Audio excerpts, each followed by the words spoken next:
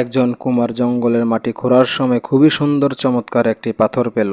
সেই কুমার সুন্দর পাথরের সাথে জঙ্গলের লতা বেঁধে মালা বানিয়ে গাধার গলায় ঝুলিয়ে দিল এবং সেই জঙ্গলের মাটিগুলো গাধার পেটে তুলে দিয়ে বাড়ির দিকে রওনা হলো। পথের মধ্যে একজন স্বর্ণকার গাধার গলায় ঝুলানো পাথরটি দেখে লোকটিকে জিজ্ঞাসা করলো, ভাই, তুমি কি এই পাথরটা আমার কাছে বিক্রি করবা? তখন কুমার বলল, হ্যাঁ, বিক্রি করব তো, তবে তার দাম হবে 500 টাকা। তখন স্বর্ণকার বলল, আরে মিয়া, 100 টাকা দেব, দিবা নাকি বলো? কুমার বলল, না ভাই, এত অল্প দামে পাথর বিক্রি করব না আমি। এই বলে কুমার সামনের দিকে রওনা হলো। পথের মধ্যে আরেকজন স্বর্ণকার এসে কুমারকে বলল, ভাই, তোমাকে আমি 1000 টাকা দিচ্ছি, বিনিময়ে তোমার গাধার গলায় থাকা ওই পাথরটা আমাকে দিয়ে দাও। কুমার বলল, ঠিক আছে, নিয়ে নাও। কিছুক্ষণ পর প্রথমের সেই স্বর্ণকার এসে বলল, ভাই, তোমার সেই পাথরটা কি বিক্রি করে দিয়েছো নাকি? কুমার বলল, হ্যাঁ, বিক্রি করে দিয়েছি।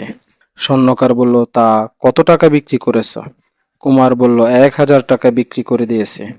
স্বর্ণকার চিৎকার করে বলে উঠল, তুমি তো মহাবেকুব, আস্ত একটা পাগল। এই পাথর ছিল মহামূল্যবান লক্ষ কোটি টাকার একটি হীরের টুকরো, তুমি মাত্র 1000 টাকা বিক্রি করে দিয়েছ। কুমার বলল, বেকুব আমি না, তুমি। এটা তো আমার কাছে শুধুমাত্র একটি সুন্দর পাথর ছিল।